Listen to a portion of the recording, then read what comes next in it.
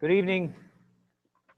That usually generates a response back. Good evening. Thank you. Welcome to the October school board meeting that will prove to be at least 3 hours. So hopefully you brought plenty to do in 3 hours. I'm just kidding, really.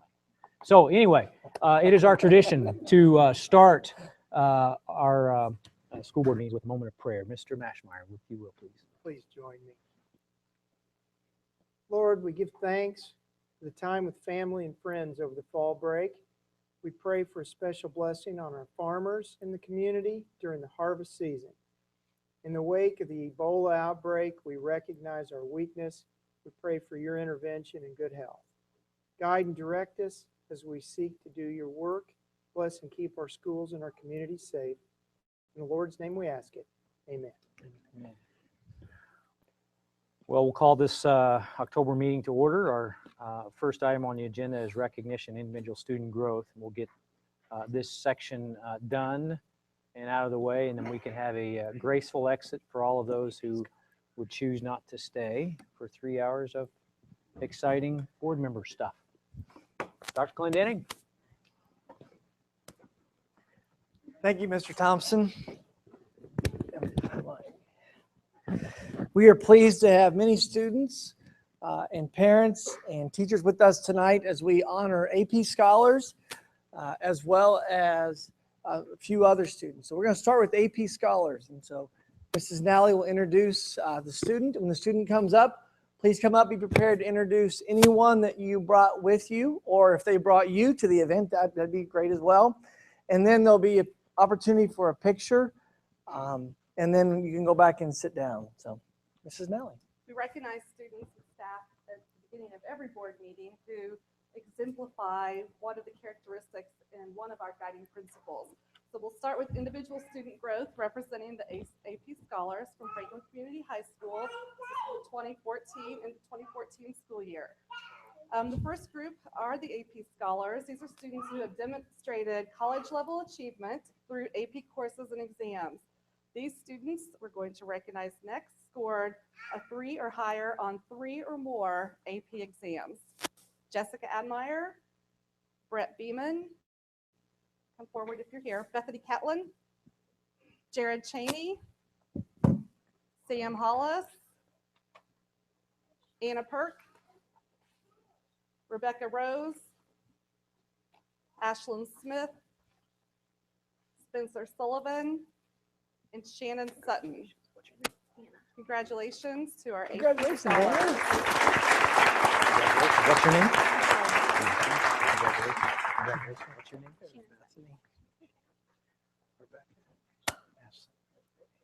You were first up. I just saw you. Spencer, Ashley. Shannon.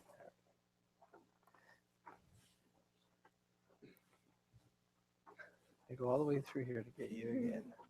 And there you go. We're going to start with Bethany here. Please introduce anyone that brought you tonight. And if you know where you're headed next year as a senior, that'd be great to hear that as well. I'm Bethany. I came with my mom and my dad and my little sister Zoe, and I have no idea where I'm going next year. Now, that's not true. She told me she had it down to 11.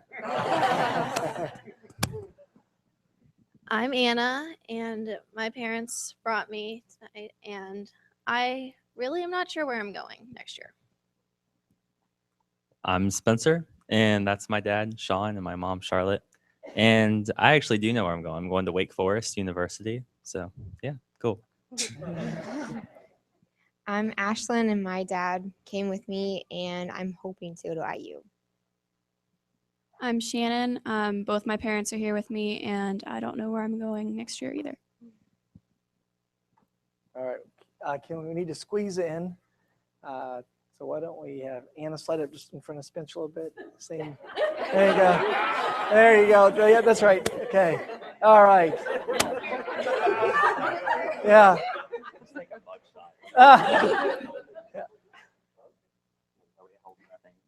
No.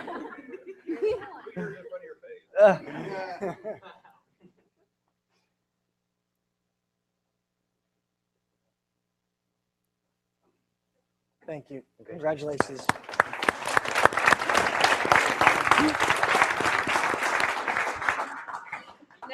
like to recognize 4 students who are AP scholars with honors, and these students received an average score of 3.25 on all AP exams and scores of 3 or higher on 4 or more exams. Jonathan Allen, Preston Ankney, Caitlin Bemis, and Blaine Connors. How you doing, Mr. Thompson? Congratulations. Thank you. Congratulations, Dr. Finkel. We're going to have you start, Mr. Allen. Hello. I brought my mom with me, as you can see. Okay, it's not like I was already here. She doesn't know what she's talking about. Okay. And where are you headed next year? I have narrowed down to several. So I don't know. Okay. All right. What are you going to study? Astrophysics or paleontology? Okay, then. Paleontology. Wow. Hi, I brought my dad. Actually, my dad Tom drove me here today, so unlike John, he brought me here. I will admit it. And as for college, I actually don't know where I want to go. I think my major will either be chemistry or biochemical engineering or pharmacy, but I'm not really sure where. It kind of depends which major I picked as to which college I want to go to. Congratulations. Here we go. Look. Right pictures.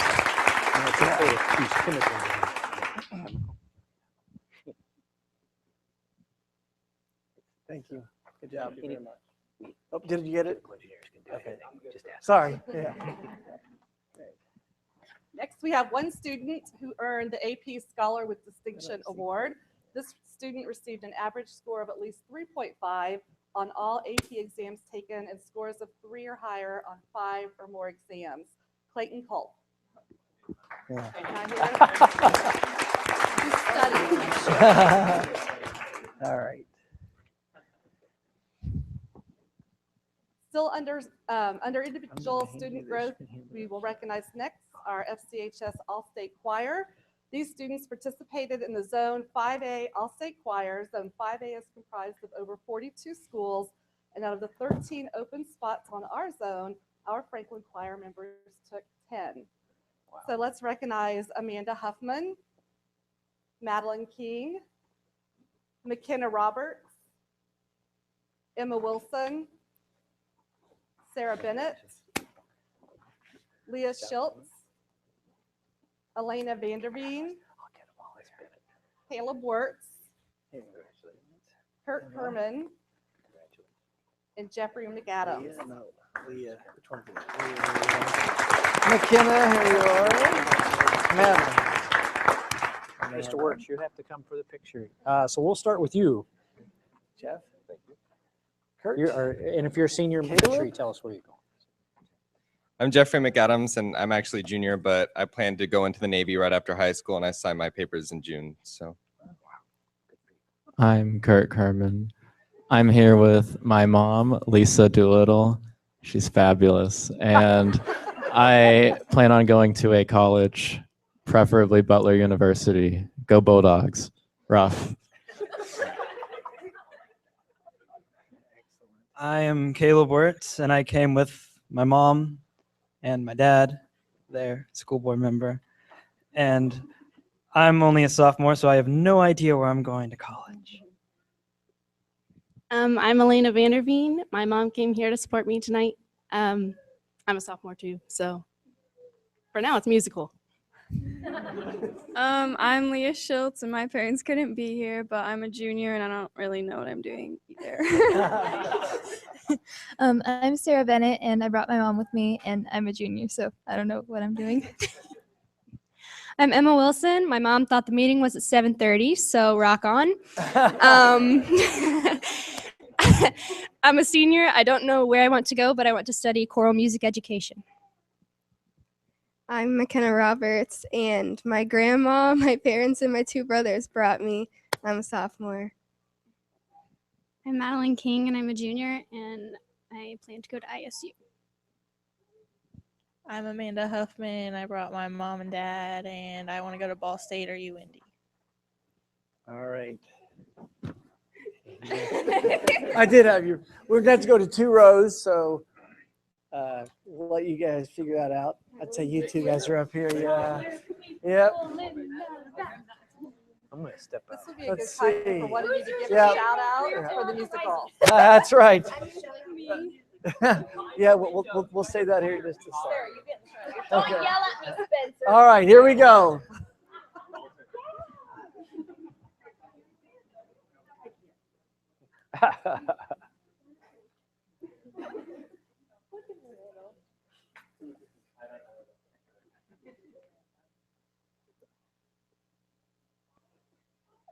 All right. Well, we're going to have Emma speak for everyone because I know that in just a few weeks we are going to have a production here, and I know you all want to know how do you solve a problem like Maria. So we're going to have Maria speak. You marry her off to a rich Navy captain is how you solve a problem like Maria. No, in a couple weeks, we will be doing our musical, The Sound of Music. We have 5 shows, so if you miss it, shame on you. We have Thursday and Friday at 7 o'clock, Saturday at 2 o'clock and 7 o'clock, and Sunday at 2 o'clock. Fun fact, Thursday, opening night, is also my 18th birthday, so more of a reason for you to come. We've been working really hard. We actually left rehearsal to come here, and we're all going to go straight back there. But it's going really well, and it's going to be a really fun show. And they're cute children. All right. Thank you. That's it. You guys are free to go. Good job. Good job, Mr. All right. Next, we'd like to recognize. Hang on a second.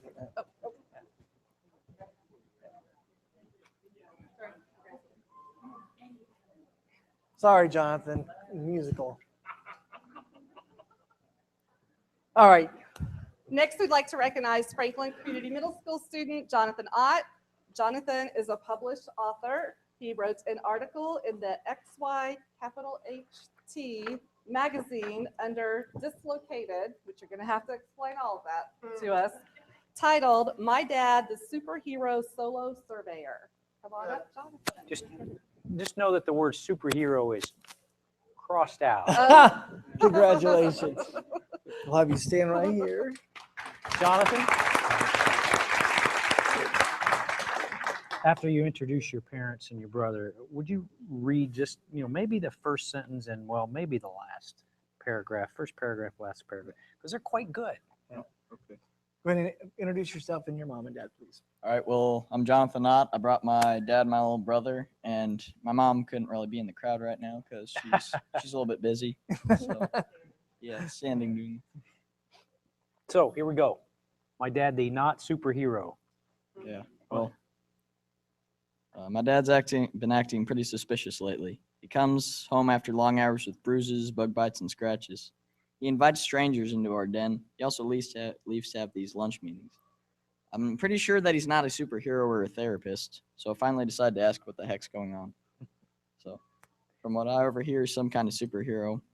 Apparently, he chases arch films with the names like Pincushion, Lowballer, and the Pro Traders, and that there are things called pseudo-range ambiguities that seem to need fixing all the time.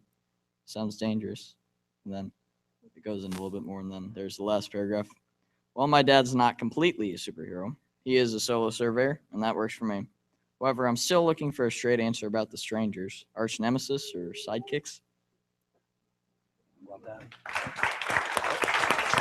Well done, sir.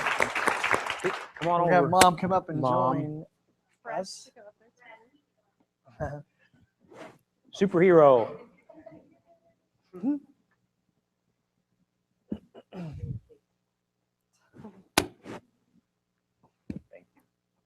Oh, okay. You let me come back in. We are live. You're on video. You're on YouTube right now. Yeah. Congratulations. Yeah. Well done. Is that all, Deb? We have one more. One more. Then lastly tonight, underneath our guiding principle of leadership, we'd like to recognize our food service director, Jill Oberton. Jill serves also as the board vice president for Kick It and has led the summer meal program for the last 6 years. Started it and led it here at Franklin. With her tonight, we're also recognizing Beth Bimbo and Belinda Williams, who have helped Jill with this program for the last 4 years. This program continues to grow each year. It is a valuable service to our families. Thank you. Good job. I absolutely could not do it without these two ladies right here who are kind of in the nuts and bolts, nitty gritty every day. And I know you guys like numbers, so I checked some numbers tonight before I came. Last year, overall, we had a 27% increase in the number of meals served, specifically in the month of July, which I think tells me June was a little down, maybe because we were just getting the word out because we had 3 new sites last year. If you know any of the history, and I'll try not to take up too much of your time, we had some grant dollars in previous years. We had McKinney-Vento dollars and Johnson County Community Foundation dollars that allowed us to have transportation to Northwood. So that helped with our numbers with getting kids to Northwood. Last year, we had no funding. We had no grant money. So my thought was, and these guys are going, oh, Jill, what are you going to do now? We needed to get out into the community. So last year we went to the Traditions Apartments, the Franklin Cove Apartments, and Country View Mobile Home Community. And it was awesome. And I thank the school board and the administration for supporting me because they too help. I call Bill, I say, hey, Bill, I need another vehicle this summer. What are we going to do? He finds a vehicle for us to use. So it's a real community effort. And I am really pleased that we can serve the needs of our kids throughout the summer, not just from August to May. And I'm already thinking about where we're going to go next year, so stay tuned. Thanks.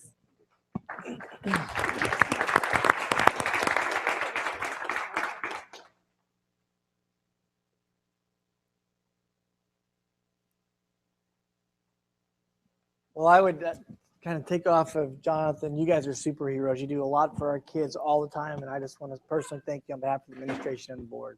Thank you. Well done. All right, that will conclude all of the recognition. That would be a time for a graceful exit if you so choose to take off. So Thanks. But if you're late, you can stay. Thank you very much. You're welcome.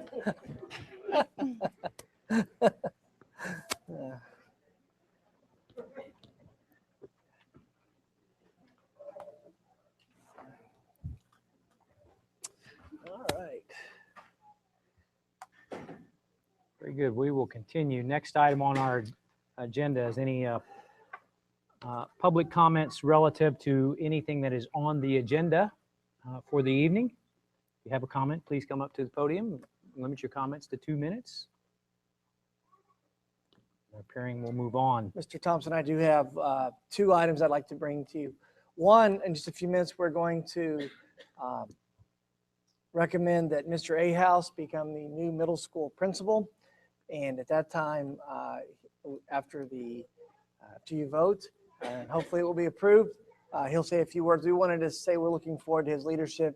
As we said last time, Mrs. Milliken is retiring after many wonderful years and successful years at our middle school. And I believe she's passing the baton to a very capable leader that will follow in her footsteps. So I want to highlight that. And then when Mr. Mercer speaks on action items, we're also bringing the certified rates. They're the exact same, and per our master agreement, the teachers will see no increase in the medical, but there is a new plan, a 5th plan that we talked with in discussables today that is not conducive really for our district. It was intended for another one of the corporations, but in order for us to adhere to the policies and procedures, we'll bring that forward at this time as well. Mr. Sprout, did you have a comment?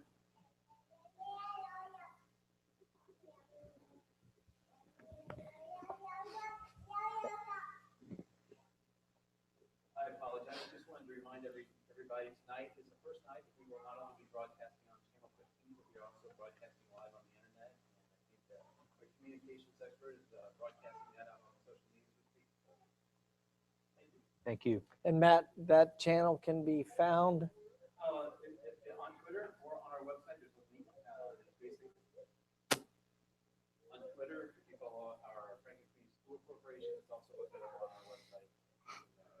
Thank you. Okay, we'll move on to board comments. We'll start with any music council. I'm going to take that one from Mr. Wertz today. We met last time to review a couple things. One, with regard to the structure with regard to the Performing Arts Council supporting musicals, to confirm the amounts. Also, to make sure that we're all on the same page with regard to the position. We have a half-time administrative assistant this year that's helping an organization, and we made sure that was clarified. I believe those were the main highlights. Okay. Okay, very good. Athletic Council has not met. We actually have a meeting, I believe, next week. Is that correct, Mr. Mercer? It is 29th, I believe. Legislative? Strategic Task Force Council. We are getting ready to meet coming up, and then we're going to have a luncheon for business leaders as well, to talk about what's happening inside the school. And when is that? Do we have the business leader is scheduled for November 5th. Yep. Okay. Communications? Yeah, we do have a new mobile app that's being unveiled. It's going to sync with our School Wires website that was made available in the last week through iTunes. And once we have all that information, we'll be going back to the high school like we did when we first unveiled our mobile app in the cafeteria and asking kids to share the word on that. In addition, we are looking at hosting a realtors luncheon to hand out a flyer and brochure that we've created, once again to highlight our successes and just to share that information in a hard, tangible folder. Central Time? Nothing really new. Okay. And RDC, Mr. Bott is absent, but I don't know if I do have one thing on RDC. Tomorrow morning, we are presenting the Chromebook initiative. They asked for a real quick how's it going session. So Ms. Wooldridge, Mr. Sprout, myself will be there. It will not be a long presentation. As you know, they presented last time to us for the joint city council meeting. So we'll be sharing some of those similar highlights and just letting them know the excitement that's going on inside the building with Chromebooks.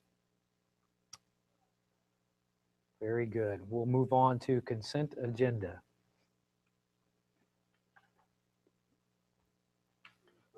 It's been moved for approval. Further discussion? Appearing all those in favor signify by the sign of aye. Aye. Opposed? Motion carries. Congratulations, Mr. A. House. You have that, Mike.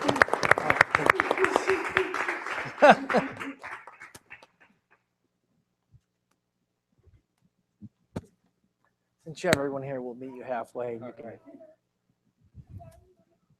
All right. Well, I'll introduce most important part here. This is my wife, Kristen, and daughter, Brooklyn, and son, Avery, who's everyone can tell likes Mickey Mouse from the back of the room. But just want to say thank you, honored. This is 15 years in Franklin schools for me. It's been a great place to be. Super excited about stuff that's going on in buildings across the corporation, and excited and happy to be a part of that and looking forward to it. So thank you. I appreciate the opportunity. Thanks. Welcome aboard. I would just follow that up with, in the next couple weeks, we will be interviewing for Steve's replacement. We posted that internally, and I believe there are 6 candidates that have applied for the position. So next week, Mr. Ahaus and a team will interview, and then we'll go to the second round where Mr. Ahaus will bring the top candidate or 2 in to meet me. And then in the November meeting, we'll have the entire team assembled with that appointment. I will just add one comment, Steve. The counsel that I give to many folks that in my line of work is in career counseling is to always follow incompetence, because you'll always look great. Unfortunately for you, that is not the case. You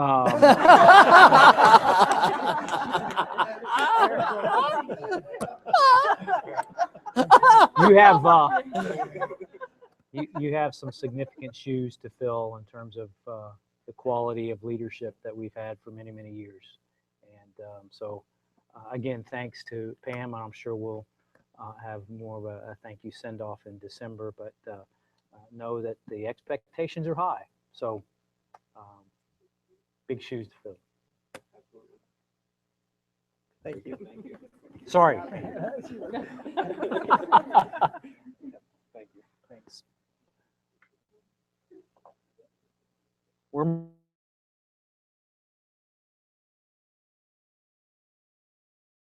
come on up. Last month at the Indiana School Board Association Fall Conference, Doctors Bernie, Newmeister, Spears, Mr. Hayden, and I were able to share our story on high ability in the programming and the development over the last 5 years. Mark deserves and should receive many accolades and kudos for the direction and the focus. We've been able to kind of marry our vision. And so tonight, we're not going to tell you the whole presentation because that took about an hour. We had a lot of positive comments, but I did ask Mark to come up and share just a little bit about what we talked about. And then we have a packet that we can provide that is the actual PDF that was released to the audience at that time. Mr. Hayden. Yeah, we had the distinct pleasure to present to school board members and superintendents at that conference. And it was a joy to be able to share Franklin Schools' journey from several years ago when we started down the path of making sure that we knew who the high ability kids were that we needed to serve, and then starting to design programs and experiences for those kids, and then even starting to assess some of the work that we had done as we have now done with the high school, and we're starting to do with the elementaries and middle and intermediate this year. We were able to use Dr. Spears Newmeister and Dr. Bernie's research and wrap their research in with real world examples of Franklin Schools. And I think it was a really good presentation. We got some feedback pretty quickly from a lot of different superintendents, additional questions to be asked. We have a site visit coming up in 2 weeks from a local school district, and some other follow-up meetings or phone calls and emails have come from that too. And what we really wanted to do was share with school districts that, you have to make sure that you're meeting all kids' needs. And by all kids, we mean all. We a lot of times focus on kids that struggle, and rightfully so. We should do that because we need to make sure all kids are at least proficient. But you can't forget about kids who are above proficient either, or who are really either have the ability to or who are currently achieving at a really exceptional level. And there are some things you can do and take some steps that don't necessarily cost money, but can be really, really effective in helping those students. And so that's what we've really strived over the last several years, of course, here, and wanted to share that story. And it was really a really nice time to be able to do that. And we do have the presentation as a PDF. It was originally a Prezi, which is spectacular and moves around and all that. But the PDF shows you really what we talked about, and we can share that with you too. Actually, I just sent it to all of your email addresses, so we'll go from there, and then we'll put it in our Google Drive. A couple of things I think that Mark has brought to us. Most recently, we did a program evaluation here at the high school, and then we followed that up with having the two professors come and talk to our AP teachers. Tonight, we honored many of our students that are doing well in AP, but we also talked about a lot of those students, once they take 2 or 3, 4 classes in AP, maybe there's something else we can do to help them get ready, improve their critical thinking and some of those things. So we were able to have an extended conversation about that through professional development. We're also looking at our K-8 programming. You just approved this year's grant, and we are going to look at the affective domain of kids. All these kids do well in school. Obviously, they've been able to figure out how to do things, but sometimes that affective side, how they feel about themselves, how they feel about interacting with their peers, is an area of growth, and we are looking at that, and we're bringing the professors back to work with our guidance counselors and then do a complete K-8 program evaluation. But Mark's leadership and high ability has brought us to one of the district's throughout the state that's recognized. After the presentation, Christy and Danny were both present. Afterwards, many people came up and talked about what we're doing and how we're able to move forward with identification and highlight the need that all kids, and I agree, all kids deserve the best environment possible. And that's what we're really striving for inside of our guiding principles. So Mark's done a great job, and I just want to thank him for that and just share with you a little bit about what's going on. And we'll be glad to take questions. Mark, it's one of the things that we're here for individual student growth, and sometimes those kids get overlooked. I appreciate your leadership, passion for that. And I would like to thank you also. Jonathan, my son that was here when he started school, we weren't really sure where he was going to head. And once you got in charge of that program, he really took off and focused, and it was just great. I feel very confident that he's going to do well, and I really appreciate it. Thanks, Mark. Thank you. Anything else? Very good. Thank you. Thanks. Preschool project update. Ms. Kreitz, come on up.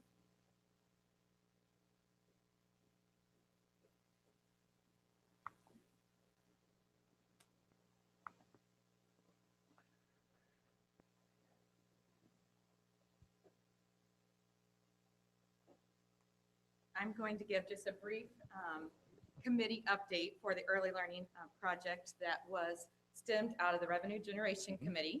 And it's very brief. We're in the early stages, and I have some answers through our process, but we are digging deeper. And I just want to let you know where we are in the process. The Early Learning Development Project involves all of the people listed on the project charter here. Jeff Mercer has been guiding me through the process. It's very new for me. Dr. Clendenning has held my hand through the process as well. That we have been working on this since the end of May. So we've done a lot of work and research. We have a lot more to go to make this a successful program for Franklin Community Schools. These are some of our tasks that we have been challenged to. We had our original committee, and then we broke out into the subcommittees, which have really dug down into the three specific items that we are researching and the importance for the success of the program. Our critical why, of course, the project is clearly came out of the Revenue Generation Committee. The primary objective, though, is to provide a quality early childhood educational experience.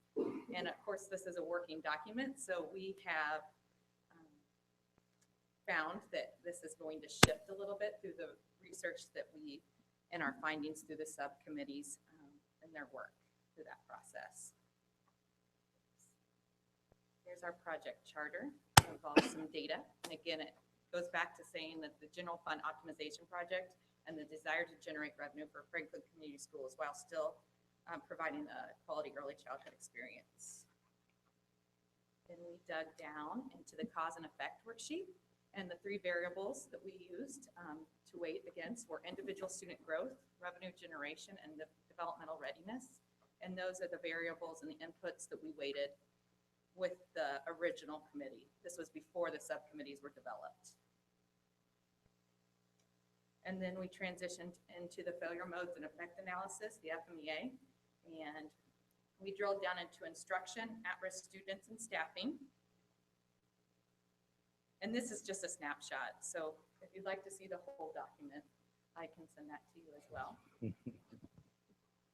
And the next steps for us, for the Franklin Community Preschool, we are going to continue communication with our committee and with key stakeholders, continue meeting with the committee throughout the rest of the semester, conduct surveys with the community, and review the objective. Like I stated earlier, we've shifted away from the original objective that was written and go back to the FMEA throughout the whole process and develop communication plans within each subcommittee. We've worked a lot of hours, and it's going to be all worth it because it will be a successful preschool program.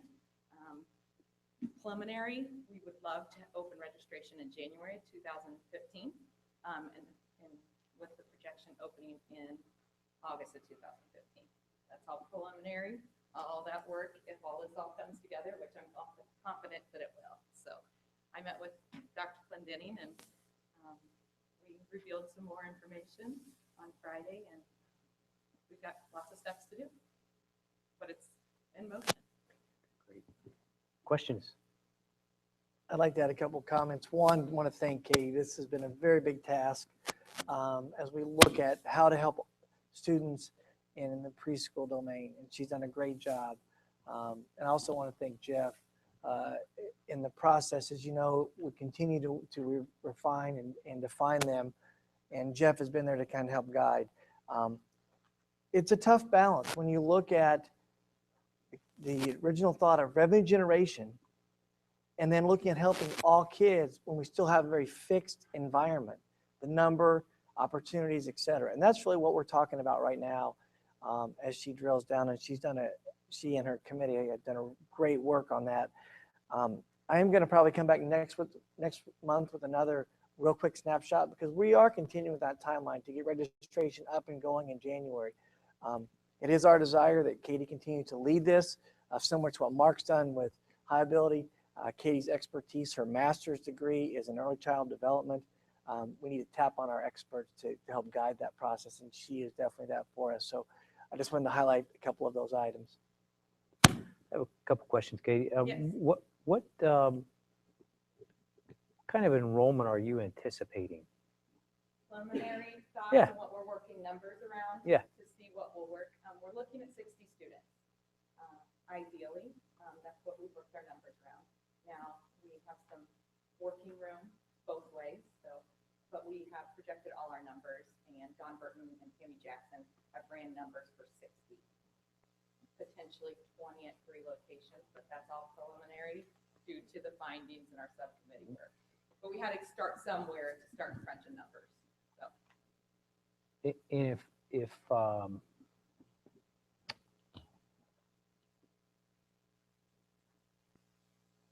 looking at your highlighted variables, the yellows on your on one of your slides, do you anticipate a high percentage of your 60 kids coming from a free and reduced population? with our findings, we have one federal resource that we can tap into if we go a route called Pathways to Quality, and it's a CPTS voucher. If we are Pathways to Quality level 3 or 4, we can get full reimbursement for vouchers for parents that are either working and or in school. So that's one of our only ways at this point in all our findings that we'll be able to, this first year, be able to have I think you're thinking of like a sliding scale for the. No, I'm just curious. That's our only avenue at this point that we've uncovered for those students that might not be able to pay for a preschool experience. And then, But we're still digging. yeah, and then finally, just what have you learned in going through this process? Well, that Jeff Mercer is a mastermind. This is not my expertise, more the business world. So I've learned a lot from Don Burton and Tammy Jackson. That's been in this process. So I've learned a lot. Well, we are in education, right? So we don't quit learning, do we? Thank you. I think one aha for all of us, and we get to see this a lot on our end, is there's an answer out there. But sometimes that answer, even though it may seem like that's the one we should go to, is not the one that's going to maybe be present right away. And I would say that's really one that last week we probably spent 90 minutes talking about, here's what your FEMA says, but then I said, but you talk about the original charter was this revenue generation. So how do we marry these two things? And I think that really was an aha. We did have Mr. Doty come in, who happened to be walking by. As you know, he's one of the other green belts in our district, as well as Mr. Sprout, Mr. Ahouse. And it was good just to continue to have reflection upon that. So I would say that's an aha for all of us, that the answer is, even though it may seem obvious, it's not obvious. We really have to do a lot of work and know that it's okay to kind of hit pause and go back and rethink. And that's where we are. Huh? So, all right. Good. Thank you. Thanks. Well, Deb, you're standing up, so ready. you must be next. I'm next. So This meeting moving. this is the academic achievement dashboard, right? Sure. I believe a couple of years ago, we started sharing benchmark data every quarter with the board so that you weren't surprised, or we weren't surprised in the spring about what our test scores looked like. And we used this form last year. It worked really well. You saw, I think, last month, the completed form from 2013-14. So I'm bringing you benchmark 1 data, but I have to tell you, it doesn't mean a whole lot this year. If you remember the I-STEP changes this spring, all of these benchmarks that we've had previously were predictive data on how well our students are going to do on I-STEP. But because we don't know what that I-STEP test looks like, and this is the benchmark year for that I-STEP test, really this data does not give us any predictive measures at all. What it does give us, however, is some good instructional guidance that will help teachers in the classroom and PLC teams work together in planning instruction. So I believe principals will continue to use, and schools will continue to use this data. We can still look at the trend data from other cohort groups to see if this 3rd or 4th grade cohort or whatever we're benchmarking here is kind of on the same path as past groups. If you remember, all of our goals this year were set for scoring at a certain percentage above the state average. So we can, again, look at our benchmarks and look back at the trend data of the state average passing and maybe do a little bit there. But as far as the predictive measures, these are not good ones. There is just not any for this year.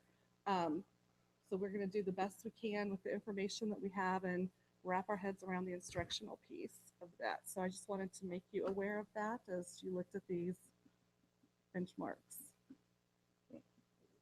Thank you. Any questions, comments? Deb? Very good. Not appearing. We'll keep going on. Achievement data, Ms. Woodkey and Ms. Wooldridge. Mr. Harder.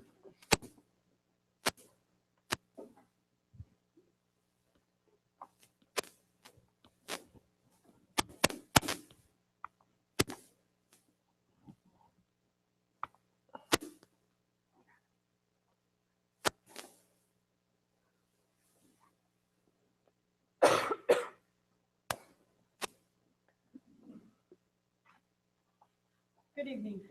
Thank you for letting us present our achievement data to you. You know, as we traveled on our journey from good to great, this evening we want to present to you some areas that we have truly gone from good to great at the high school.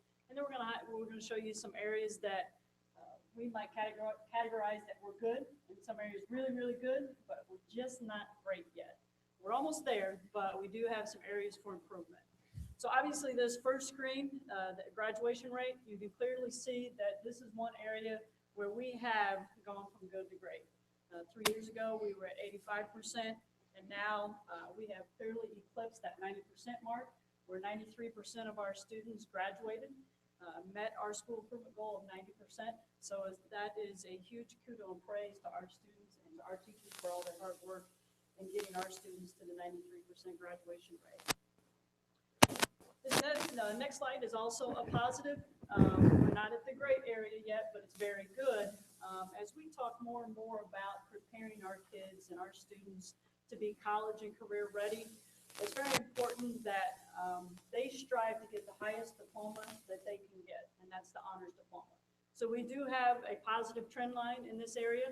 Obviously, it still needs to be higher, but we're moving in the right direction. Again, we want to prepare those students to be college and career ready and for them to achieve that next phase of their life beyond high school. And the last slide, earlier this evening, we honored our AP scholars. We have some great things going on in our AP program. You can see this is a percentage of students that received a 3, 4, or 5, and in essence passed the AP exam. You can see the first in 2010, and we had 3 years of positive growth, and then these last 2 years we've seen a little bit of decline. Obviously, we want those numbers to be higher, and we want more students to achieve success by obtaining a 3, 4, or 5. Like I said, we had some great things going on. We honored our AP scholars earlier this evening. The other thing that's really positive is that we have had huge growth in the areas of the number of students taking AP and also the amount of exams. We don't have a slide for that, but just to highlight, I have some numbers for you. 4 years ago in 2010, we had 205 students that took an AP exam or were in an AP class. Last year, 2014, we had 307 students that took an AP exam or were in an AP class. 300 and how many? 300 and how many? 307 307. last year, students that were in a class or took an exam. And so then for the amount of exams that we have given, 4 years ago in 2010, we administered 273 exams. Last year, 437 exams. So students took more and more exams last year. So those are some high praises in our AP program. Obviously, our goal is to be at least at the state percentage of the students passing the 3, 4, 5, and then obviously we want to get to that global level. Like I said, we did have some good years of growth, but we've seen a little decline, so we do need some improvement in that area. So curious question with regard to the benchmark of the state and global. Obviously, your denominator has increased significantly. Do we have that appropriate comparison with the state and global level as a percentage? Are we comparing apples to apples here? Yes. Or is this just raw data because our denominator has gone up, has increased significantly? Right, and that's those percentages on there as well in the state and local. Yeah, we are comparing apples to apples. Okay. Yeah. And the other thing I will say about our AP program, 5 years ago, 6 years ago, we had 6 AP classes, and we're now at 13. So as we continue to grow, we've added more AP classes, and teachers are teaching this for the first time, doing a great job. We're getting them trained, and that's all teacher-driven. I do use PSAT data. And I believe Maria will talk about the PSAT data a little bit later, but I use that data to do what we call AP potential. So from that data, we can determine what AP classes our students will be successful in. And so then I look at that data, and if there's a class that we can offer, another AP class that we can offer, and a teacher wants to be trained, we sit down, we talk, and I say, hey, our data shows our student will be successful in this class. What are your thoughts about getting trained and to be an AP teacher? Our teachers have been very open to adding those AP classes because they're doing service for our students. I think there's a better story than what this slide really represents. Most definitely. And, so my counsel is that we need to make sure we tell the whole story in terms of, look, we've nearly doubled. If I heard the numbers right, come close to at least on one of them, we've nearly doubled the opportunities, which is a great story. Sorry, keep going. No, I really appreciate you saying that, because before we moved on to the other couple of slides, I wanted to just go back and commend the high school administration for what they've done so far already in moving toward great, and just the number of kids taking AP exams going up that much, and the number of kids taking the classes going up that much is already moving really far in that journey. And so is it apples to apples? I guess it depends on how you look at it. The state says yes, but I think we would look at it a little bit differently. So as we move forward, again, it's easy to look at data and find something really good to share. And we have things that are really great that we've already shared, but we also have a couple of areas where we truly believe that if we work at it together and provide some direct instruction in some certain areas, and especially with a certain subset of our kids, that we can become even better, that we can move toward great. And of course, that's one of our goals under individual student growth. So looking at SAT data, I don't want to come at this from a negative perspective, but if we just look at the raw data here, critical reading scores, you will see a negative trend line. And again, these are our SAT students. So these are our top performing students, our college-bound students. And although these numbers are really close, we're not having the positive growth. And we have actually slipped there below the state average in critical reading. So Mr. Harder's going to address a lot of the strategies that are in place and that will continue to be in place so that we can continue to move back. These are good scores, but we need to move toward great under critical reading for the SAT. Again, in math, pretty flatlined as far as our local growth. I do want to compare and point out the state average has stayed very static as well. So this is not just a Franklin area where we can get better. This is our high ability kids or our college bound kids across the state. Writing is a little bit of the same story. If you just look at the trend line there and then compare to the state averages for each year. And then it just goes ahead and shows by subject area, college readiness. We're doing very well. Again, we have great scores, but this is not year to year. So our scores are great compared to the state average, but we're not growing as much as we could be. And that's what we're trying to look at and dig into a little bit more. If you look at the English scores for ACT college readiness, we do have a little bit of growth. But again, if you go back to 2010 and then you look at 2014, we're right there at 76. So we're just kind of staying in the same area. Math, a little bit of growth from 54 to 66. Reading is pretty static from 62 to 54. Science is a little bit of a different story. This is, I think, bears some time and some commendation. In 2010, 34 up to 48 in 2014, and this is going to be highlighted again in the OEC data that's presented by Mr. Harder. Science has really stood out as an area of growth. We'll talk a little bit more about that. Composite scores for the ACT, again, from 2010 to 2014. If you look, we're doing very well. So I want to go back and highlight that we're commending our students and our staff, but also really digging in and looking at how we can move things forward and get even better. All right, Mr. Harder. Well, last year we had a wonderful opportunity. We were one of the first schools in the state of Indiana to take part in a new assessment that's called the OECD Test for Schools. And OECD stands for the Organization for Economic Cooperation and Development. It is an international benchmark. And one of the things I wanted us to get to is we oftentimes will compare ourselves to the school down the street, whether that's Center Grove or Whiteland, but that's a very local comparison. And then when we get our state data on our A to F accountability report, then we will compare ourselves to schools across the state, such as Carmel or something like that. But as we all know, we live in a global economy and a global marketplace, and our students who graduate from Franklin High School are going to be competing with the students in California. They're going to be also competing with those students in India and China. And so I wanted us to have some kind of basis of comparison of how are we preparing our students for the global marketplace. And so the OECD Test for Schools gives us that kind of data. And so what you're going to see here in these next few slides is how we compare across schools across the country as well as internationally. So this first slide is the OECD Test for Schools Reading Literacy Scale. And I know it's a little difficult to probably see on this PowerPoint. We can get you hard copies if you need it, but you'll see that Franklin we're basically right at the United States average.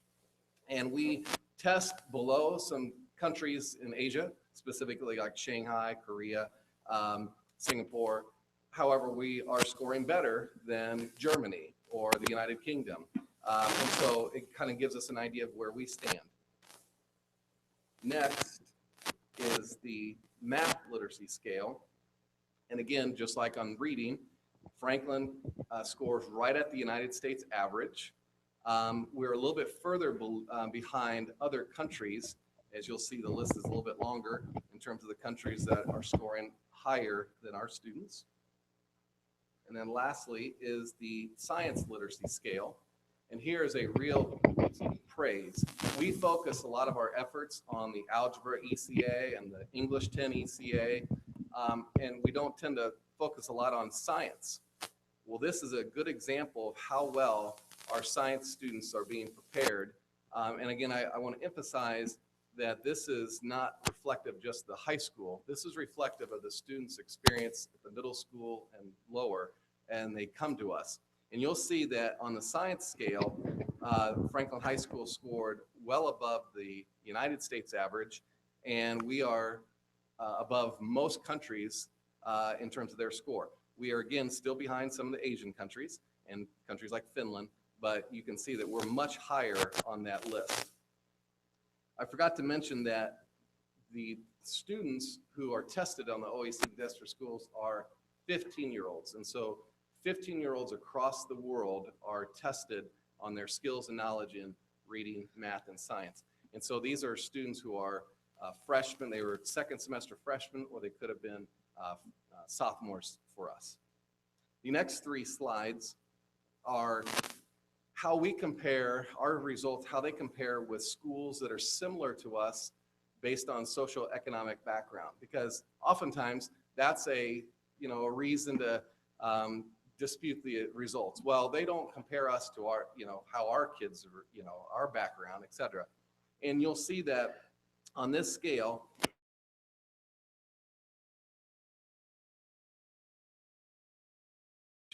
and so that's why we're kind of right in the middle.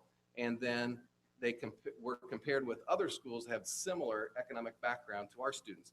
And you'll see that our performance is right at the expected level, and that's what that bar is. And so if our results were above the bar, or to your left in a sense, that would mean that our results were better than expected for a school with our socioeconomic background. If we were below the bar, we would perform worse. So we performed just as we were expected, and we performed really at the average. And that first one is on reading. The second one is then our results on math. And you can see it's very similar to reading. We were right at the expected level, and we were very average. And then lastly, on science, as we've already kind of mentioned, you'll see that our performance is actually above the bar. So we performed better than what was expected for a school with our socioeconomic background. So that, again, is a real praise that our students are being prepared really well in science.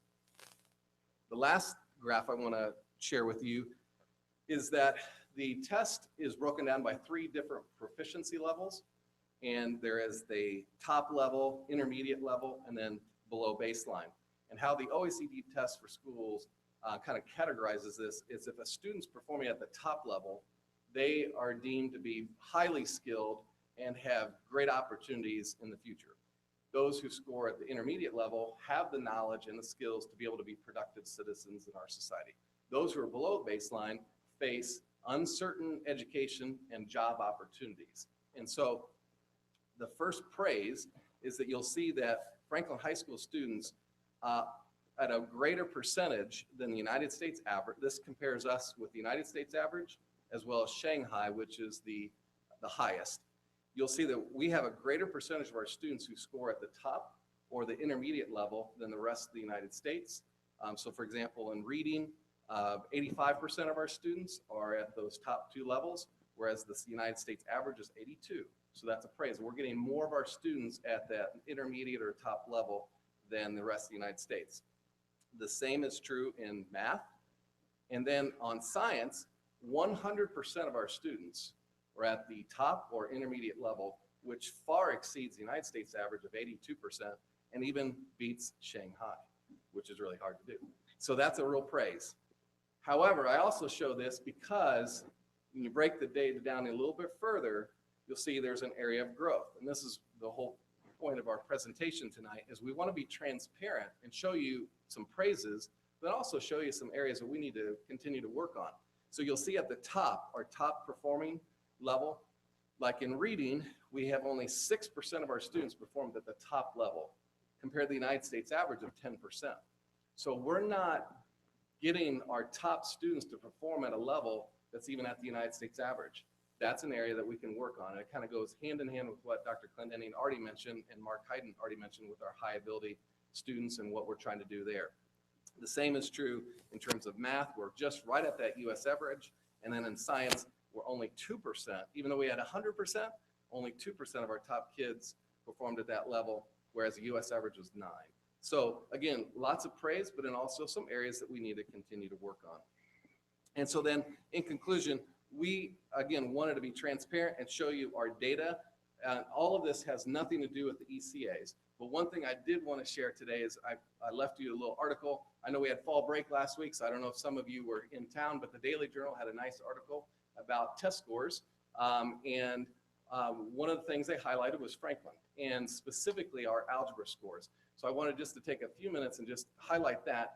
In that article, it talks about our first-time takers. And as you know, if a student fails it, they can take it over and over. But on this data specifically, it's our first-time takers. For the last 3 years, we've had the lowest percentage of students passing the algebra in the county. We were at 50, only 4 years ago, we were at 52%. Then it was 55, then 56, then 56. This past year, we had 72% of our students pass the algebra ECA for the first time. So that's a 16% gain. Now, the article also incorporates our middle school students because obviously 8th grade students can take it, pass it. So that's why the data is a little higher because they're taken into account. But if you're just looking at the high school, we had a 16% gain. And so that's a real praise to our algebra and entire math department in terms of the efforts they're making with our students.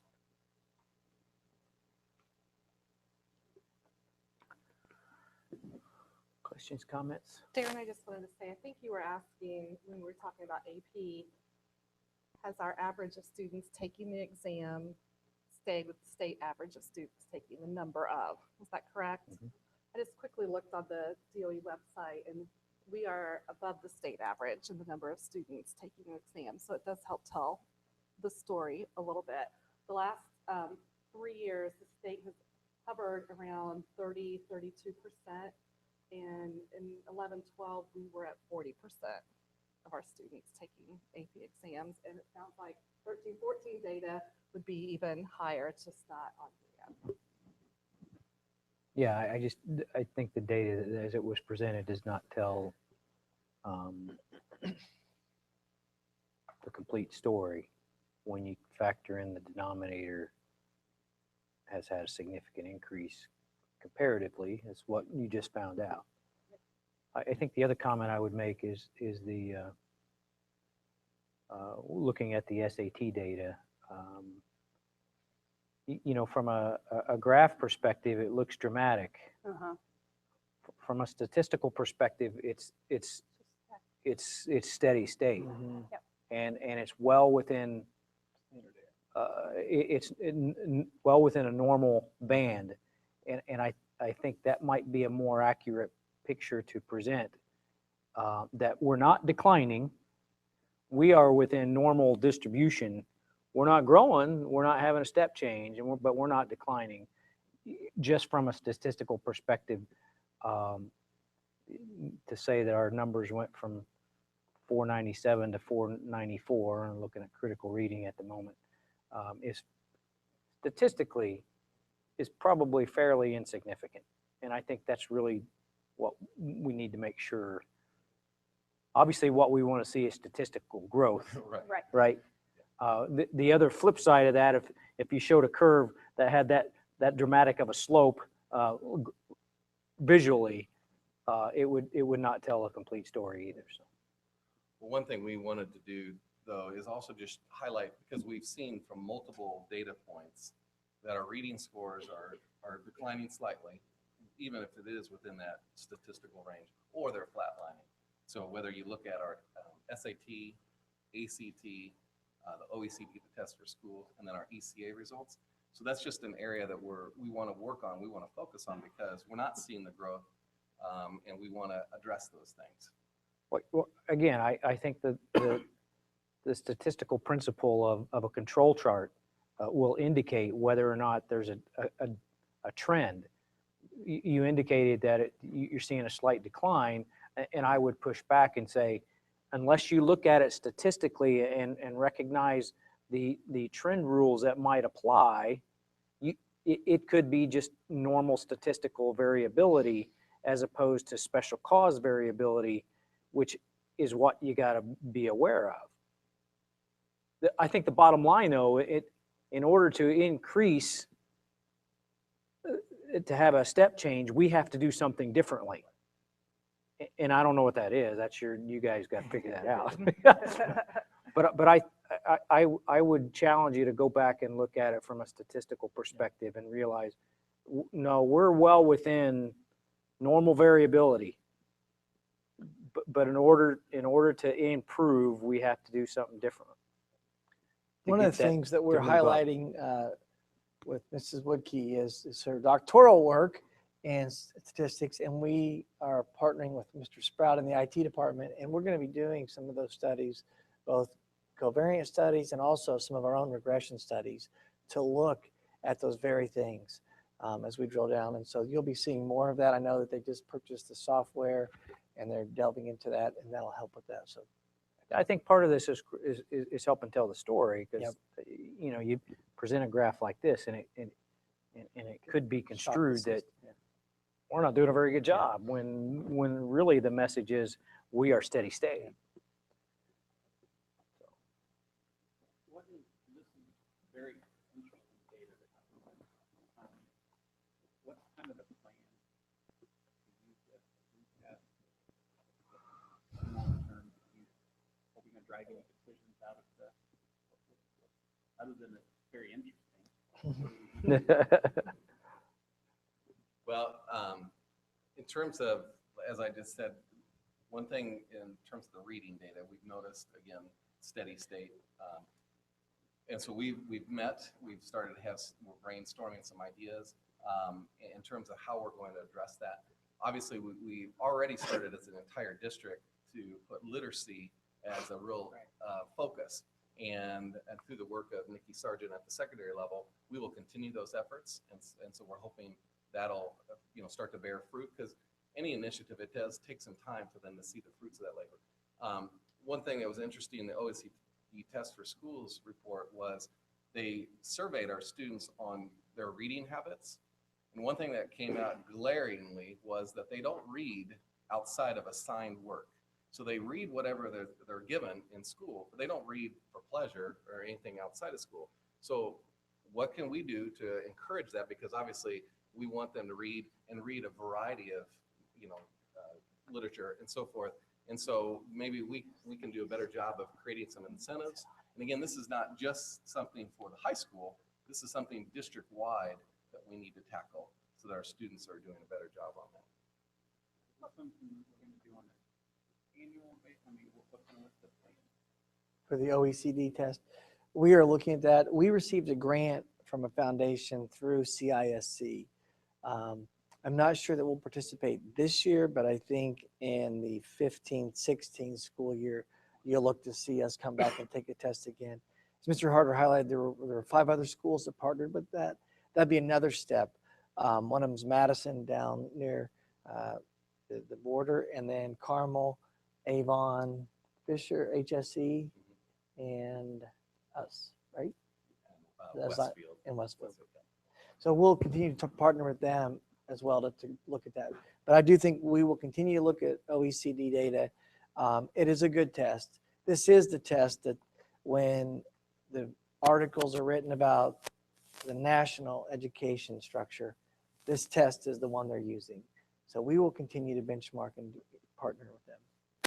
And I would also take it back to, just in response to your question about sort of the plan or what comes next.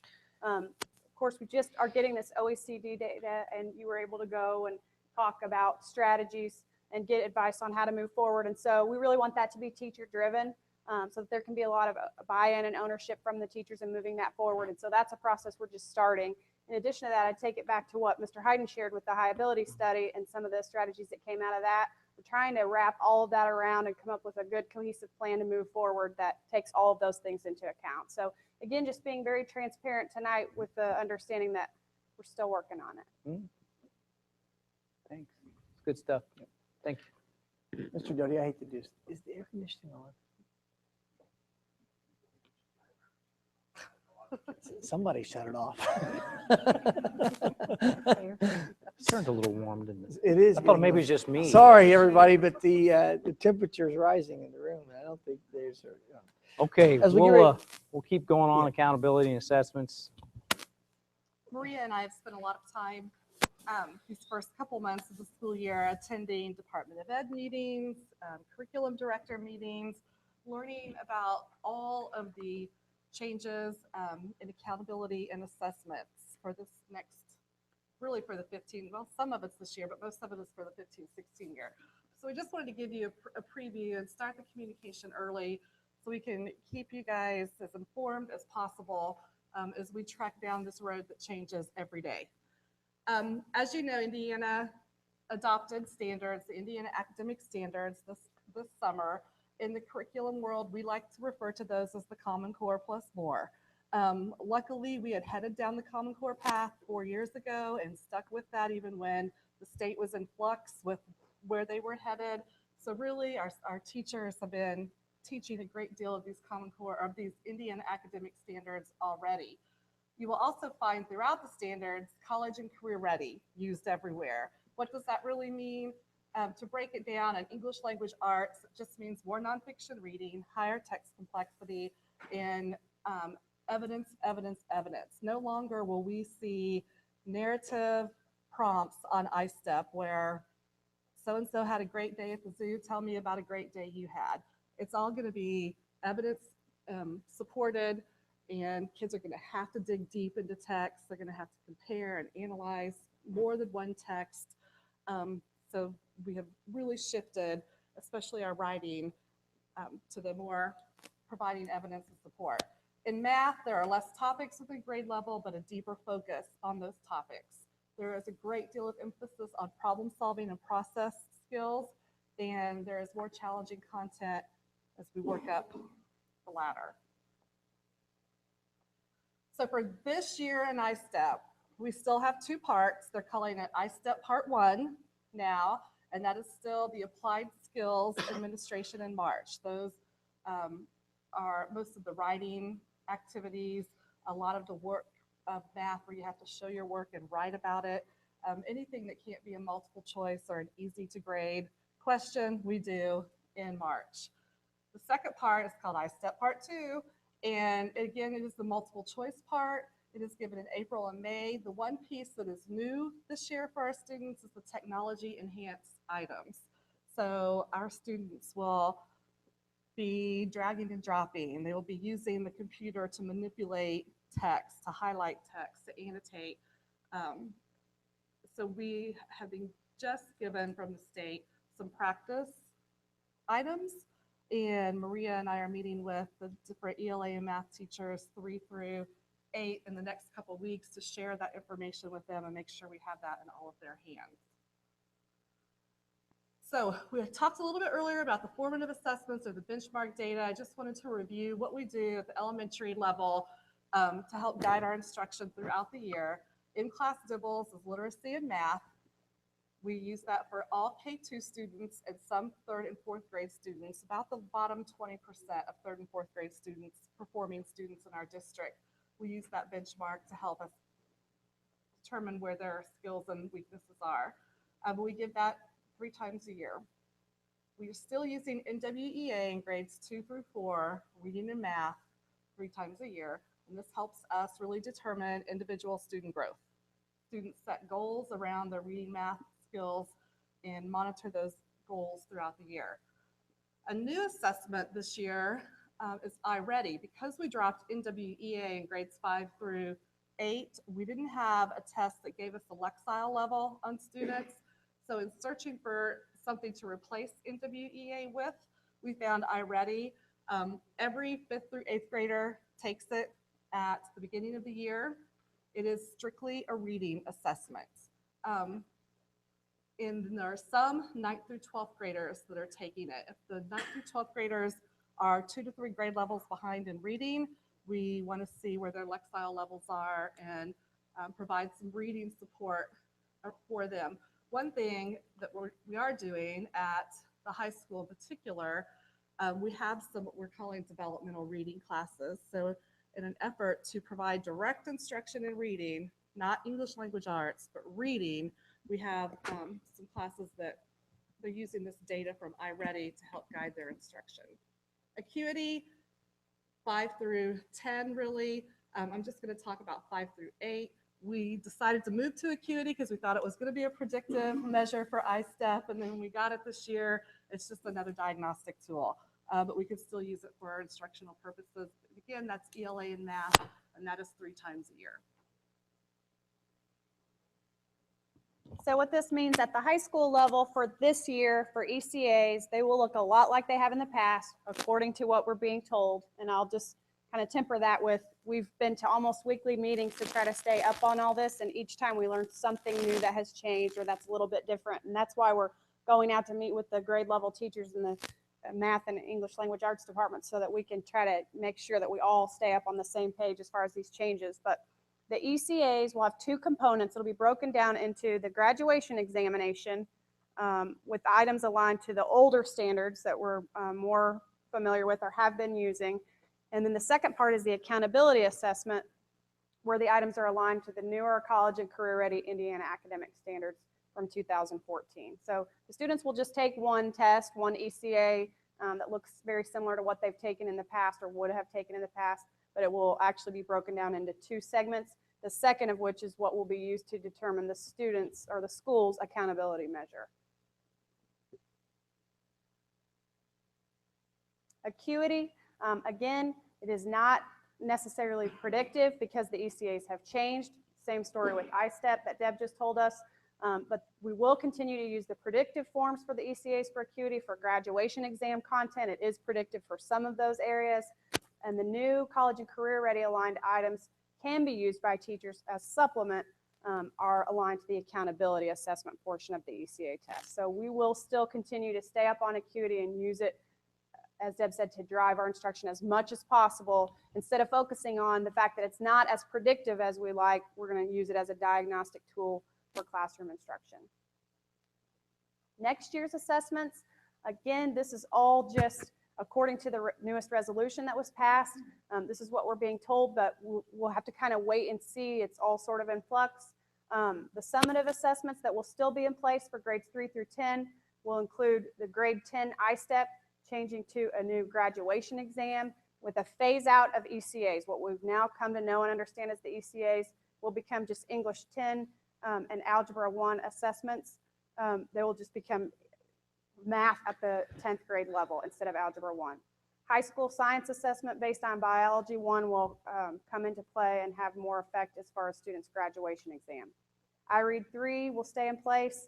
There will be formative assessments from grades K through 10, a college and career readiness exam for grade 11, and potentially grade 11 and 12 assessments focused on college and career. So a lot more formative assessment from the state. But again, this just leaves us a lot to stay abreast of, and we're going to try to put together some type of communication tool. I think Deb might mention that at the end here as far as making sure that we're all on the same page so there won't be surprises.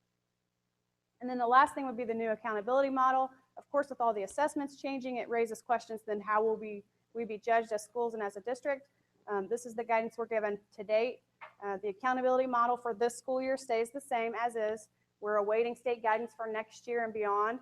We do know that the Glenda Ritz is proposing 8 categories versus 3 for pass-fail, designed to more clearly show student growth. Instead of just pass, did not pass, or pass plus, there will be 8 separate categories.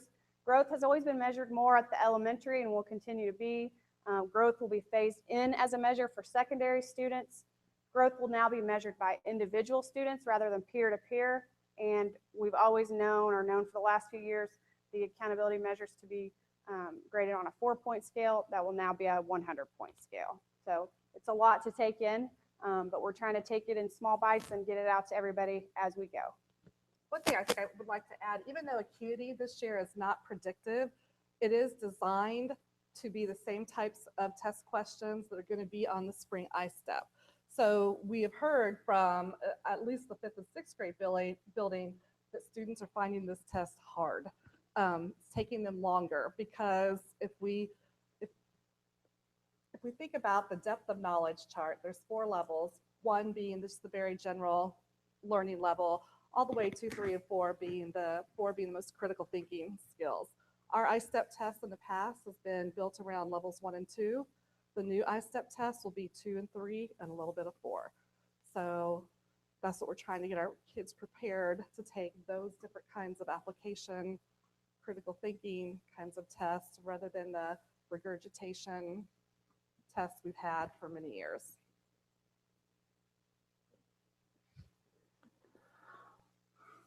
Questions? Thanks. I was sitting here and listening to most of this, and it dawns on me that the majority of this work is all compliance driven. Yeah. Okay. And really tonight, this is intended to both share with you and also the parents and the many stakeholders, all the things that are shifting. So the reality that we presently know will change as we continue to move forward. So.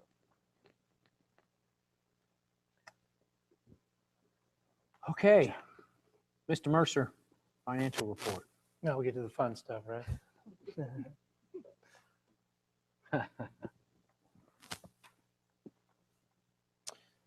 As we do each quarter, we want to provide you a snapshot of kind of where we're at, and I'll give you a couple highlights, or however you might measure these. In large part, our budget is transitioning kind of the way that we've shared virtually all year. Our general fund is skewed a little bit. I want to remind everybody that, as has been scripted for the last 3 years, our shortfall in debt service will eventually be made up with general fund dollars, and so you'll see that diminish as we approach our December 2nd debt service payment for the year. Capital projects is tracking along about like it historically does, with a lot of frozen funds and accounts, and just trying to make do, which our building administrators and staff do a great job of making that work. The one area, as you'll see and continue to see, is transportation. I'm going to show you a slide in just a few minutes. It compares us to some of our peers. You may have already looked at that, and I think it's relevant from a couple perspectives, but it's a challenge. I'll be back next month to request an additional appropriation to assist in getting us through the rest of the year. The biggest challenge was being cut in transportation, about $300,000 this year from what we had requested. We are requesting to get that money back in our next budget cycle. And beyond that, everything else moving forward. We did have a bus accident where we had a bus totaled, and so that will impact us that we had not counted on. We did receive the directive today that the bus, the value of the bus is about $14,000. We can't replace a bus for $14,000, so that'll hit the bus replacement fund a little bit. Would be happy to answer any questions if you have those questions for me now, or we can continue to advance.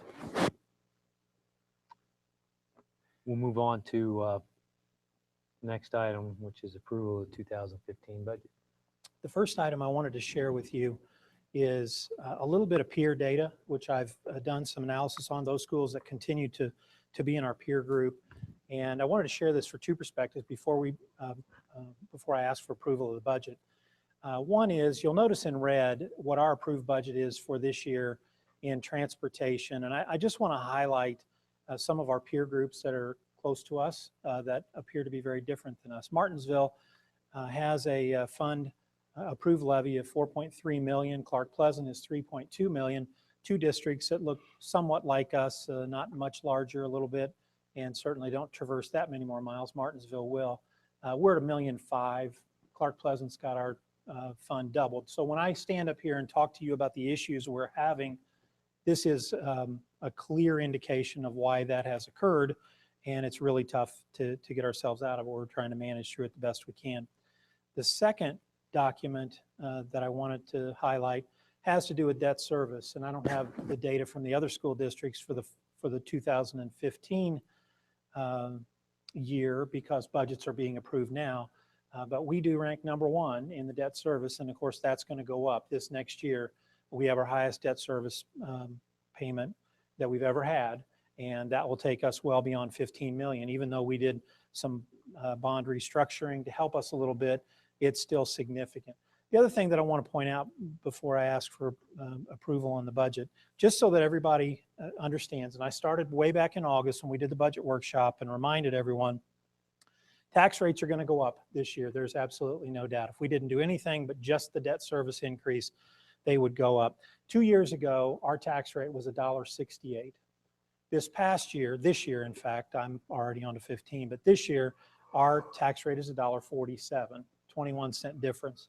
There's two variables that created that for us, and I think it's important that taxpayers remember.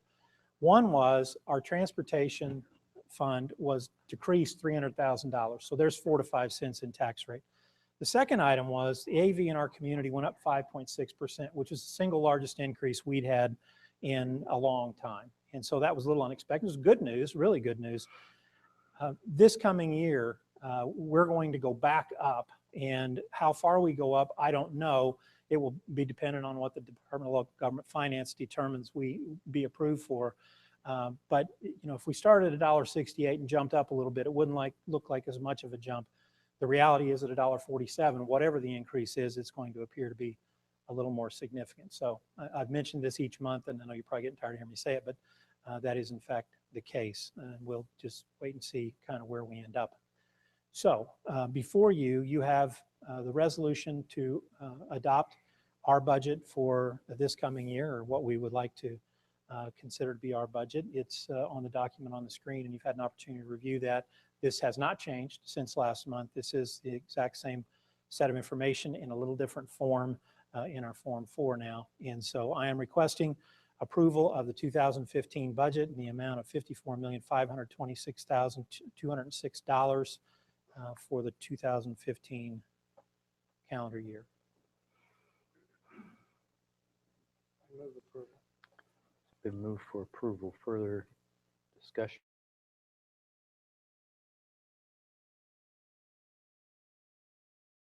Not appearing. All those in favor signify by saying aye. Aye. Opposed? Motion carries. I will comment on one item, Jeff, on your previous bar chart, especially with the debt service. Just a reminder that several years ago we were marching down a path of investing in our community, and the rules of the game changed.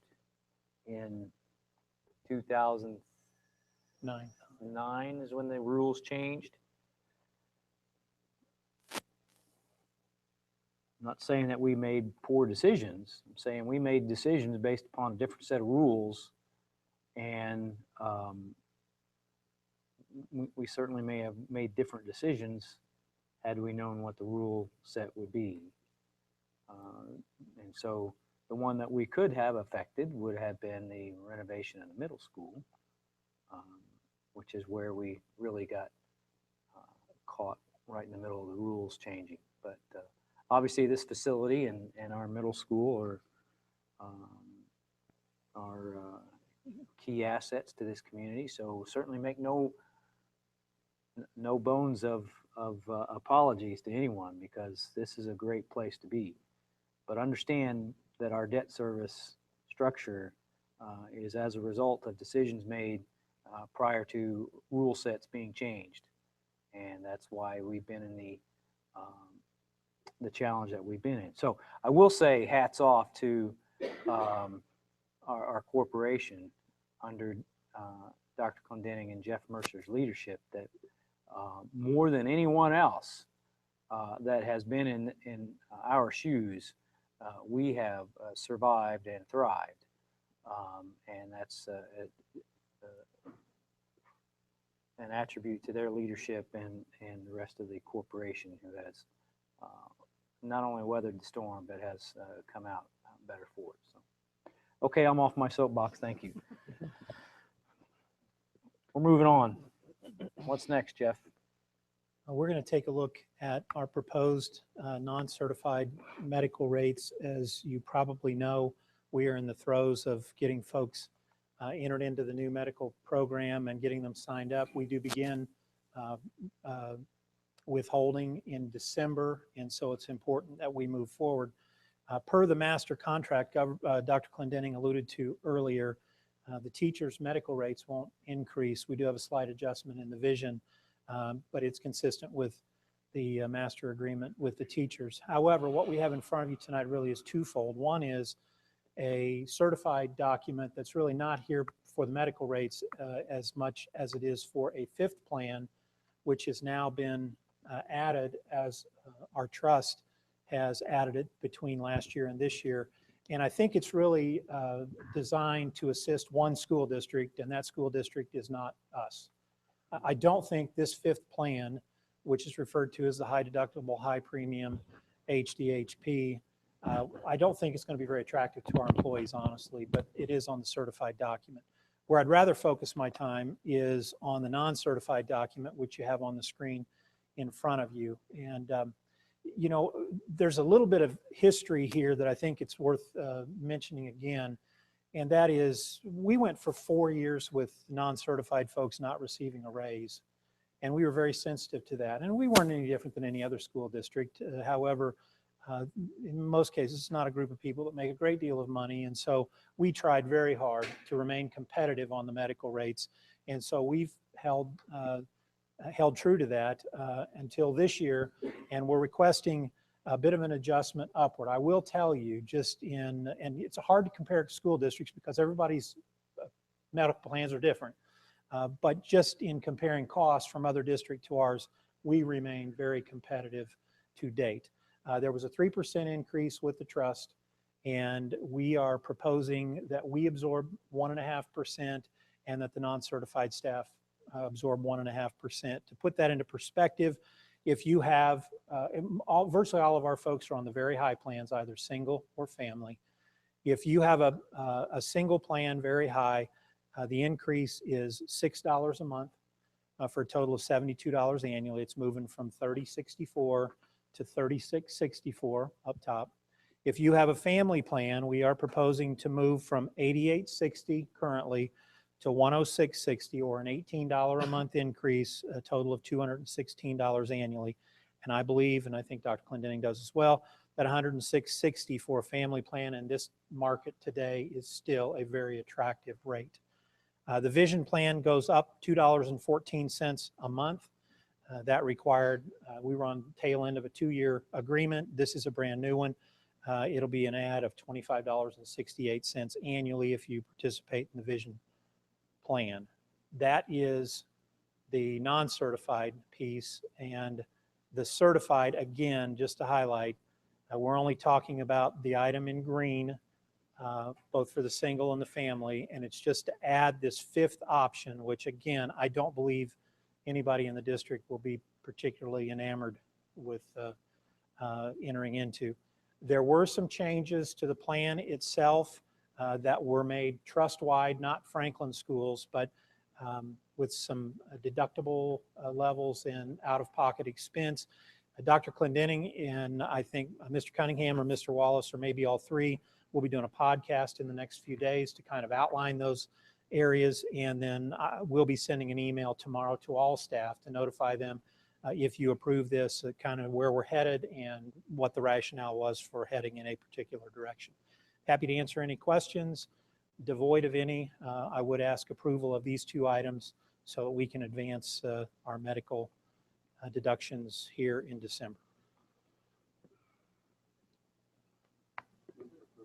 It's been moved for approval. Further discussion? Not appearing. All those in favor signify by a sign of aye. Aye. Aye. Opposed? Motion carries. Thank you very much. Since Mr. Doty is out, I'll be happy to take this Yeah. one. you can take it, or we can skip it. Oh, it's very, yeah. Mr. Mercer, please. Okay. He exited stage left, and so I'll cover. Let me give you just a little bit of background. We've had ongoing for many months issues with carpet at the middle school. Coming up prematurely, tearing up. Pam can outline that better than I can. But the bottom line is Mr. Doty and his staff have been in conversation with everyone, from the architects to the supplier to the installer to you name it. They agreed to replace every bit of the defective carpet. That's 7 years old. The problem with that is when you replace the defective carpet, what was the good carpet 7 years ago is no longer really very good. And so rather than have 7-year-old carpet next to brand new carpet, they cut us a really attractive deal, which is, and Bill could give you the exact number, I believe it's about $16,000. So we rounded up to 20 just in case there are any contingencies. But for an additional $16,000, we have the ability to replace all of the non-defective carpet, bring it all up to speed at the same time. This would come out of capital projects. We budget in there annually about $150,000, but in order for us to use that, we have to ask your permission to do so out of an emergency fund. You may recall we did this last year with the tile in the pool. We asked for $30,000. Tonight, we're asking that you allow us to spend the $20,000 on the carpet so that everything will be consistent, and it should give us really some solid life on the carpet moving forward. It's probably a very good investment at this point, at least we believe it is. So that's what Bill would ask permission or approval on, and that's what I'm asking approval on tonight. I will move for approval. Move for approval. Further discussion? Not appearing, all those in favor signify by the sign of aye. Aye. Opposed? Thank you very much. Pam, we want to give you some new carpet before you leave.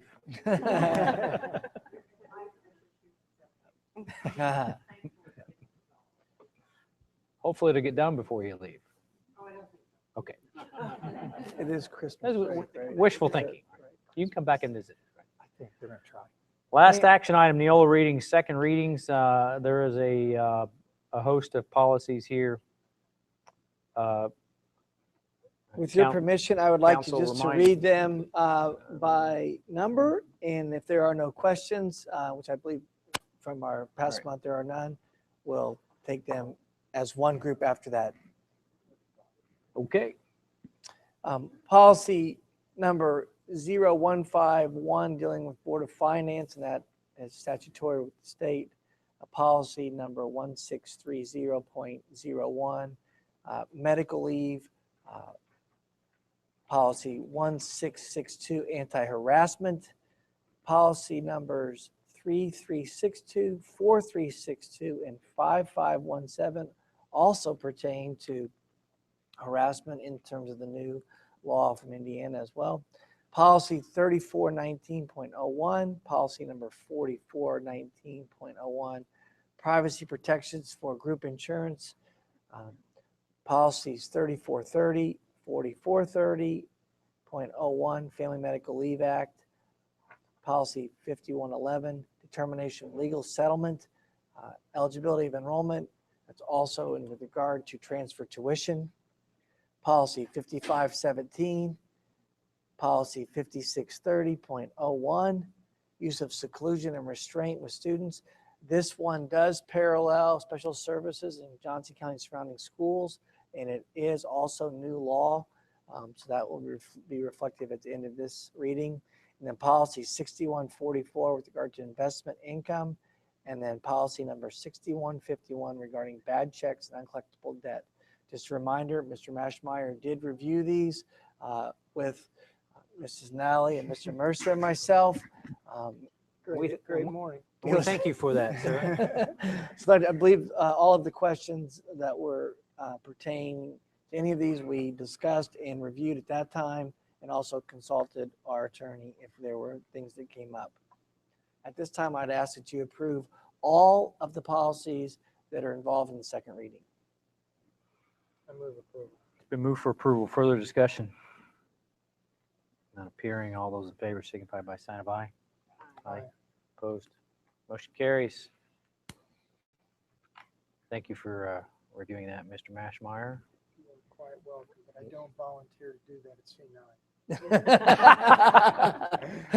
I understand. I always avoid Mr. that Doty, one. we just went ahead and went through the action item with regard to the carpet. Question came up with regard to when are we looking at an installation? They've ordered the carpet, and we're talking like maybe Thanksgiving break, they will start the installation. If not done then, they will continue to work in the evenings after 2 hours. See? Hopefully they have it done. Okay. Thank you. And thank you. All right, Deb, school calendar stuff. The calendar committee this year consisted of Andy Ferris, Cindy King, Candace Schmetz, Karen Friend, Kit Pettit, and Christy Ott, and myself. And we've been working the last few weeks. We started, if you remember 2 years ago when we created the last two calendars, we did a lot of work going out to the public, getting lots of opinions, because we were really making some major changes. So we're going to start this year with a survey to just see how people like those changes, and if they like them, we knew which direction we were headed. So that's what we did. We sent Facebook blast, Twitter blast, website was on our website. We did an all call. We also sent an email blast out, and we had 756 people respond back to the survey, 65% of those being parents, 38% staff members, 13% community members, and 6% students. And we just asked them in particular about whether they would definitely keep, prefer to keep, don't care, prefer to change, or definitely change when we looked at the different aspects of our calendar. For example, we asked them, do you like the full week at fall break? We asked them, how about the day before Thanksgiving? Do you want to end first semester and finals before Christmas break? How strongly do you feel about the Friday before spring break? Should we keep spring break 1 week or 2 weeks? And then how strongly do you feel about finishing school prior to Memorial Day? The data was consistent all the way through, anywhere from, I think, 70 to 85% preferred to keep it the way it is. So we then drafted up a couple different options, just tweaking the start of school a couple days. We sent that out to our certified teaching staff to get their feedback. We had 91 respondents give us some feedback on that. 61% or 67% of them preferring one option over the other, which is what I'm bringing to you tonight, option A, for the 15-16 and the 16-17 school year.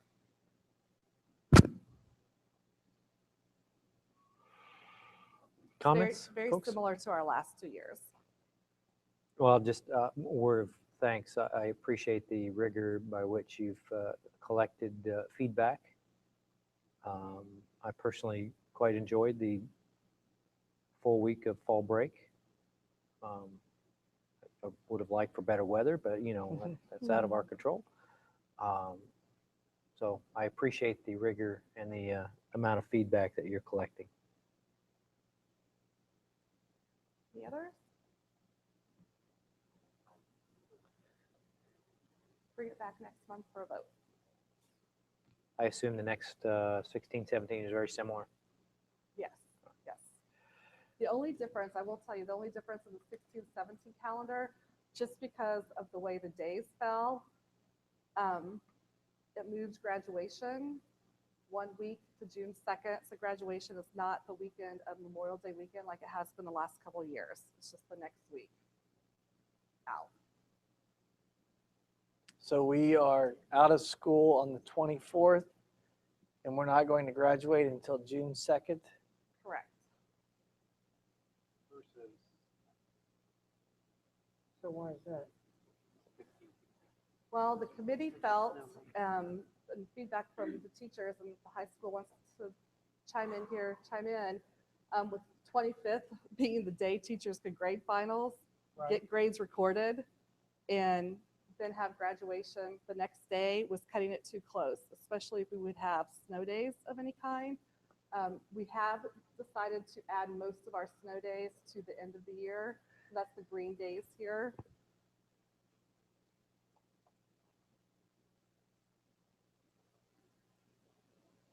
I can tell by your face, Dr. Clendenning, you don't like this. Well, you know what? Here's what I would think. I think that the seniors, it gives them a 1 week for things not to go favorably. I agree with that. Entirely. And Like I that think age one. when we look at asking them to leave school and then have an entire week before they're going to graduate, I have some pause and caution that I would share. What are your thoughts? I know from like our guidance counselors, when there's such a close window between grades being put in, calculating if the student can get a waiver, for example, and training right around and having graduation on that Friday, creates a lot of stress. So they would advocate by having a little more time, especially if you go in poor weather, that would certainly help in terms of preparation for graduation. Since this is a discussion item, I believe that we'll discuss it. How about that? It will come back. Yeah. Well, January, they start that semester on that 16, 17 on the 4th. Yeah. Correct. I would agree. Maybe we could look Yeah, at you got a having little room teacher there. day on the 2nd, move it back one day. Then that would give you guys one more day. And then if we do have bad weather or something like that, I just want to see every kid have a chance to walk across the stage. Yeah, okay, well, we could discuss it. We did discuss that in our committee. Yeah. And the feedback we received back from the teachers in particular was this was not a very long Christmas break to begin with. It's not as long as others. And for some people who travel and would be out on this holiday on the 1st, it did not give them time to come back and be ready to go on the 2nd. Question, a philosophical question. Is there something magical about starting the school year in the middle of a week? Yeah. That when we asked, because option B started it on a Monday, and when we asked when we got feedback from the 91 teachers, that was a resounding theme. Please start the first week of school. That half week is so helpful. Even if we moved up one entire week. What if we moved Okay. to the 3rd? We're going to the 5th this week. Obviously, I have no clue. I think we'll come back to that. Yeah. I'm not qualified by the state of Indiana.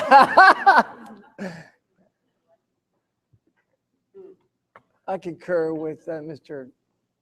Thompson. The committee's work was great, and the diligence was captured throughout the journey. I think there are some questions still left. And we'll bring those back to you, and just great work. Thank you. Mr. Sprout, computer training.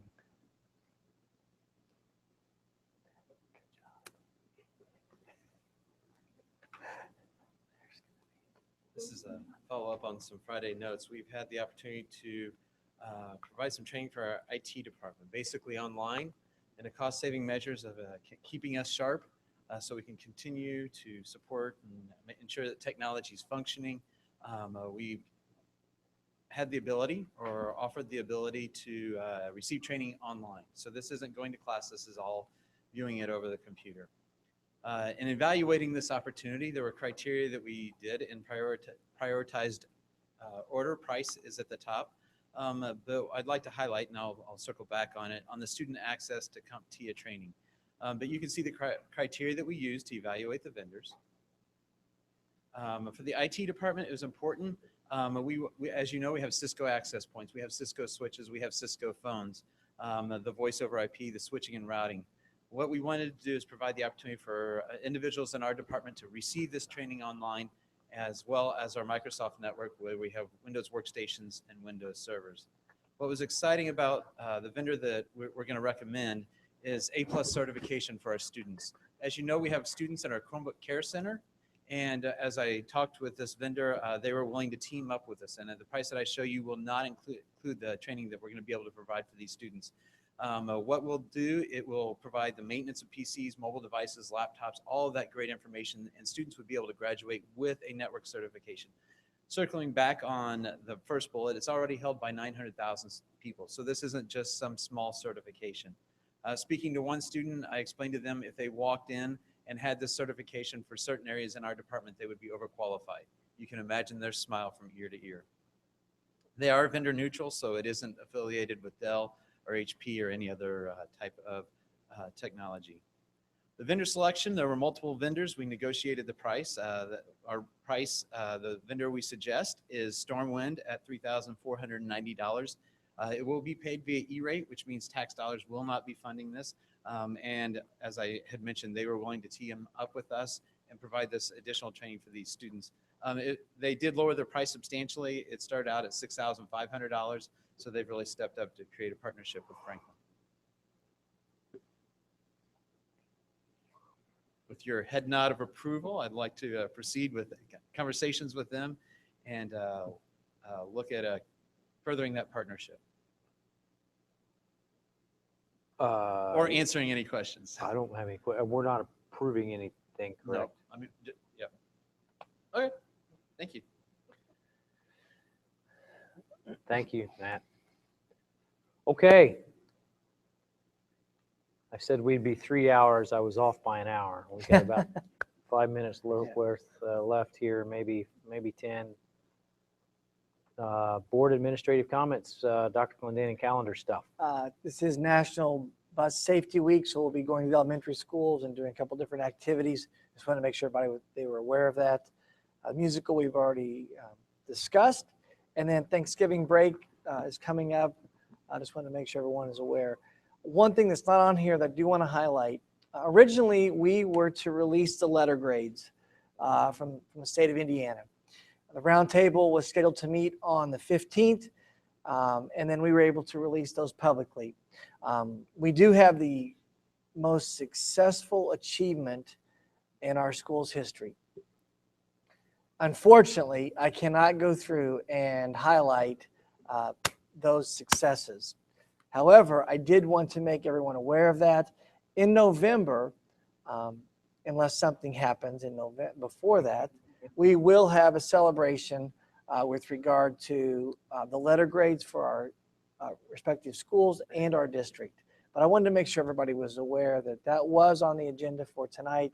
I did have to remove it because the letter grades are still embargoed. The Daily Journal does have a copy of the letter grades. They were submitted to them ahead of time, thinking that everything was going to go okay.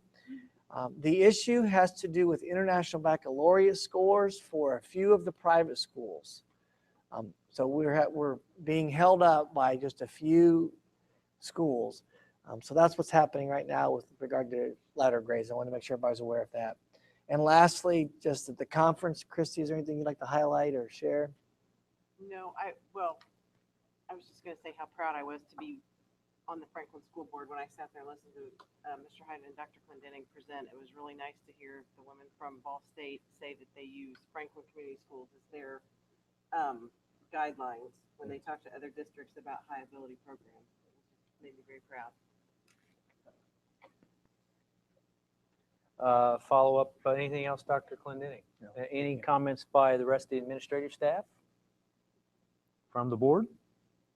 Last item on the agenda, public comments. If you have a comment relative to anything in regard to school business, now's your opportunity. Please come up to the podium, state your name, limit your comments to 2 minutes. None appearing. Mr. Mashmeyer, if you will. So moved. We are moved to adjourn. Thank you all. Have a good evening.